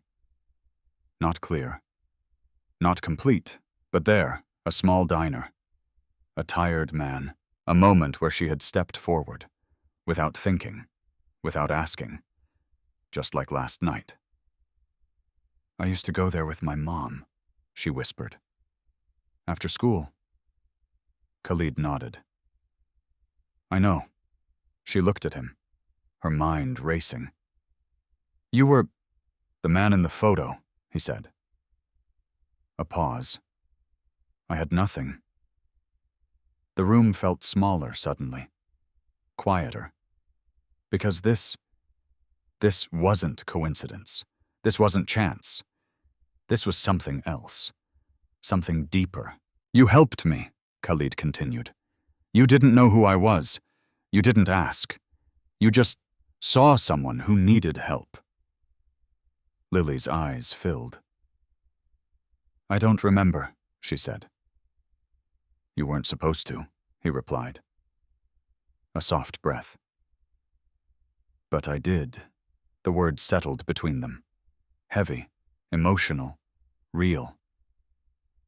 "Last night," Khalid said, "when I walked into that room, I wasn't just testing the staff." He stepped closer. "I was looking for that same person." Lily's hands trembled slightly as she held the photograph. "And I found her," he finished. A tear slipped down her cheek. She didn't wipe it away this time. Because it mattered. Because this moment. It wasn't about the job, or the opportunity, or the change. It was about something else, something that had come full circle. "I didn't do it for anything," she said softly. "I know," Khalid replied. "That's why it matters." Another pause. Then, Amir's voice came from the doorway. "They're ready, sir." Khalid nodded, then looked back at Lily. "Come," he said. She took a breath, then nodded. Together, they walked out. Back into the main room, now filled with cameras, with reporters, with questions waiting to be answered. Khalid stepped forward first, Lily beside him, and as the lights turned toward them, as the world prepared to hear what had happened, one thing was clear. This wasn't just a story about a single night. It was about something much bigger, something that had started years ago, with a simple act of kindness, and had finally found its way back. The cameras started flashing before Khalid even reached the podium. Light filled the room in quick bursts, sharp, constant, relentless. Reporters leaned forward, voices rising, questions overlapping. "Mr. Al-Nouri, what exactly happened here last night? Is it true you were disguised as a homeless man? Are there going to be changes across your entire company?" The noise built quickly, but Khalid didn't react. He stood still for a moment, letting it rise, letting it reach its peak. Then, he raised his hand, and just like that, the room fell silent. Not because he demanded it, but because his presence commanded it. He looked across the crowd, at the reporters, at the cameras, at the people who were ready to turn this into a headline. Then he spoke. "Last night," he said calmly, "I walked into this restaurant dressed in a way that made most people uncomfortable." A pause. "I wanted to see something simple." His gaze moved slightly. To see how people treat someone when they believe that person has nothing to offer. The words settled. Clear, direct, no embellishment, no performance. "Some people laughed," he continued. "Some people ignored me." Another pause. And one person stepped forward. The room shifted, subtly, as attention moved, toward Lily, standing beside him. She felt it immediately, the weight of every eye in the room. But this time, it didn't feel the same. Not like before, not like judgment. It felt different. Khalid turned slightly toward her. "This is Lily Thompson," he said. The cameras shifted, zoomed in, focused. "She made a decision," he continued. "Not because she expected something in return, but because it was the right thing to do." Lily swallowed, her hands clasped gently in front of her. Because hearing it said like that, out loud, made it real in a way she hadn't fully processed yet. Khalid turned back to the room. "In business," he said, "we measure success in numbers. Revenue, growth, expansion." A pause. "But there are things numbers don't capture." He let the silence stretch just long enough. "Character," he said. Another pause. "Integrity." And then, kindness. The room remained still. Because now, this wasn't just a story. It was a message. Khalid's gaze sharpened slightly. And when those things are missing, it doesn't matter how successful a business appears. A ripple moved through the reporters. Because they understood. This wasn't just about Aurelia. It was bigger than that. "Effective immediately," Khalid continued, "we are launching a company-wide initiative under the Al-Nouri Foundation." He gestured slightly toward Lily. "Led by Ms. Thompson." A murmur spread. Surprise, curiosity, interest. "This initiative," he said, "will focus on dignity." The word hung in the air. Simple, but powerful. Every employee, he continued, will undergo training, not just in service, but in empathy. A pause. Because how we treat people, especially those who can't offer us anything in return, defines who we are. The statement was clear, unavoidable, and impossible to ignore. Khalid stepped back slightly, then looked at Lily. It was her turn. She hadn't planned for this, hadn't prepared a speech, hadn't imagined standing here, in front of cameras, in front of the world. But she stepped forward anyway, because that's what she had done last night, and it had changed everything. She took a breath, then spoke. "I didn't do anything special," she said. Her voice was steady, quieter than Khalid's, but just as real. "I just saw someone who needed help." A pause. "And I couldn't walk away." The room listened, not interrupting, not rushing her, because there was something about the way she spoke that felt honest, unfiltered. "I think a lot of people want to do the right thing," she continued, "but they hesitate." Another pause. "Because it's not always easy." Her gaze moved briefly across the room, not focusing on anyone in particular, but acknowledging everyone. "Sometimes it costs something," she said. A breath. "But that doesn't mean it's not worth it." The words settled, deep, because they weren't abstract. They were lived, real. She stepped back, and the silence that followed wasn't empty. It was full of understanding, of reflection, of something that would stay with people long after they left the room. The press conference ended shortly after. No dramatic exit, no spectacle, just a quiet conclusion to something that had already said everything it needed to. Outside, the city continued as it always did, unchanged. But inside, something had shifted. Not just in the building, not just in the company, but in the people who had witnessed it, and in the story that would be told.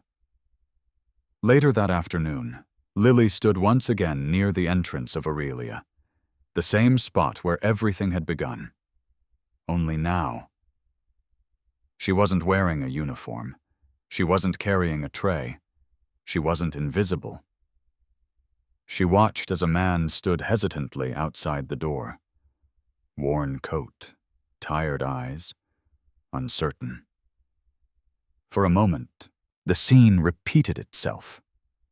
Almost exactly, but this time, the outcome was different, because before anyone else could react, before anyone else could decide, Lily stepped forward. She opened the door and smiled. "Come in," she said gently. The man hesitated, then nodded, and stepped inside, into warmth, into possibility, into something that felt just a little more human. Behind her, Khalid watched quietly, not interfering, not directing, just observing. Because this was what mattered. Not the test, not the reveal, but what came after. The choices people made, when they knew better. And as the door closed behind them, one thing became clear. Kindness doesn't disappear. It doesn't fade. It returns, sometimes slowly, sometimes unexpectedly, but always when it matters most. Kindness is never wasted. The way we treat others, especially when no one is watching, reveals who we truly are. Don't judge people by appearance, because you never know their story. One small act of compassion can change a life, and sometimes it comes back to change yours when you need it most. Tell me where you're watching from, and what time it is there. And don't forget to subscribe, because stories like this might change the way you see the world.